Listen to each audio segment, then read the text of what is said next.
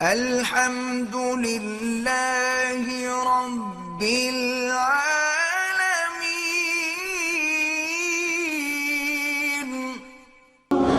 کہتے ہیں جی کہ ہم ایئرپورٹ پر بس چلاتے ہیں، فجر اور مغرب کے وقت ہم بس میں ہوتے ہیں، کیا نماز میں پڑھیں یا قضا پڑھیں؟ اگر آپ بس میں قبلے کی طرف رخ کر کے کھڑے ہو کے نماز پڑھ سکتے ہیں تو بس میں پڑھنا بھی جائز ہے، جیسے ہوائی جہاز میں جائز ہے، اور بس تو پھر کھڑی بھی زمین پر ہے۔ یا آپ اتر کے بس کے قریب کھڑے ہو گئے، جلدی جلدی فرض ادا کر لیں۔ اگر کوئی آئے گا اتنی دیر تو سواریوں کو بٹھانے میں بھی لگ جاتی ہے نا، اور اگر بالکل ناممکن ہو تو پھر آپ کو قضا پڑھنی ہو۔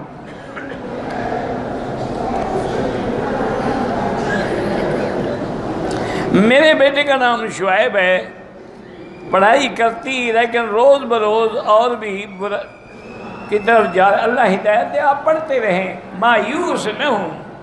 دیکھو نا، انبیاء نے حضرت یعقوب علیہ السلام جب جدا ہوئے بیٹے سے تو کب ملا؟ بیٹا 7 سال کا تھا جب ملا تو وہ بادشاہ بن چکا تھا۔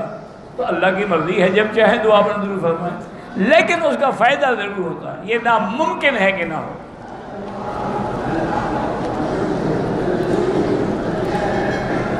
اگر شوہر نے اپنی بیوی کو کہا کہ آئندہ سے فلاں بات نہیں کرنی، اگر کہو گی تو میری طرف سے فارغ ہو، بالکل طلاق ہو جاتی ہے، طلاق رجی ہوگی، اور رجوع کر لے اور آئندہ ایسی باتیں نہ کہا کریں۔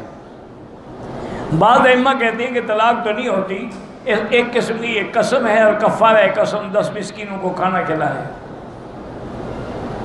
سورۃ یاسین، سورۃ رحمان، اوقات کا کیا ہے؟ دن رات میں جب چاہو پڑھو، کوئی وقت کی پابندی نہیں قرآن پڑھنے میں۔ ایک حدیث میں ہے کہ رات کو سورۃ واقعہ پڑھا کرو مغرب کے بعد۔ میں نے تفسیر انوار البیان میں پڑھا ہے کہ سامری کی پرورش جبریل نے کی تھی۔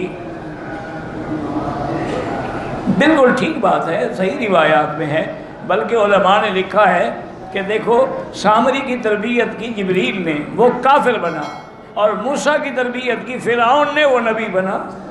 اللہ کی شان ہے، یعنی کافر کے گھر میں نبی پیدا ہوا، اور جبریل جس کو کھلاتے پلاتے رہے وہ کافر ہو گیا۔ یہ بچڑا اسی نے بنایا تھا نا، جو آج تک گائے کا جھگڑا چل رہا ہے ہندوستان میں بھی، وہی گائے کی پوجا کا جھگڑا ہے، یہ اصل تو سامری ہے۔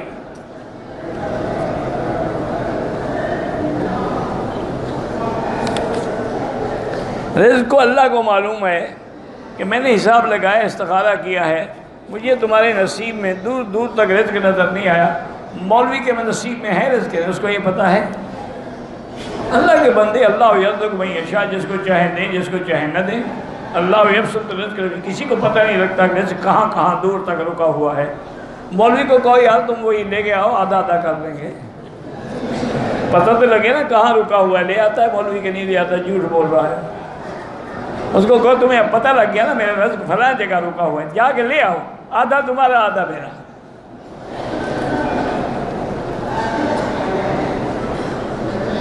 میرے جسم کپڑوں کے اوپر بھی نیلے رنگ کے نشان آتے ہیں، جس میں سوئیاں چبھتی ہیں۔ کوئی کہتا ہے تمہارے اوپر جادو ہے، خدا جانے۔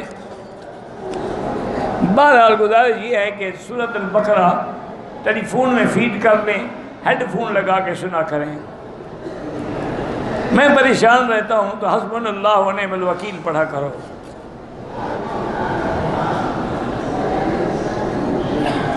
اگر خواتین اپنے بالوں کی صفائی جو ہے زیر ناف وہ ریزر سے بھی کر سکتی ہیں، بالکل کر سکتی ہیں۔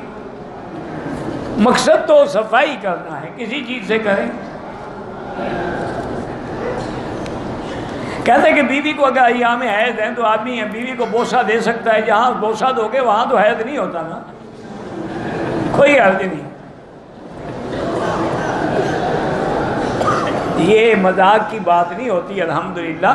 ایک دفعہ حضور نے بی بی عائشہ سے فرمایا ناولینی الخمرۃ من المسجد، مسجد سے مصلی اٹھا کے مجھے دو۔ تو اس نے کہا انا حائض یا رسول اللہ، میں تو حیض میں ہوں۔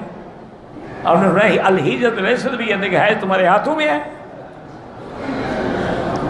پھر بی بی نے اٹھا کے دیا۔ تو یہ میں الحمدللہ کبھی کسی مسئلے میں مذاق نہیں کرتا، اس کی کوئی نہ کوئی حقیقت ہوتی ہے۔ تم جو ایسے الٹے پلٹے سوال پوچھتے ہو تو میں کیا کروں؟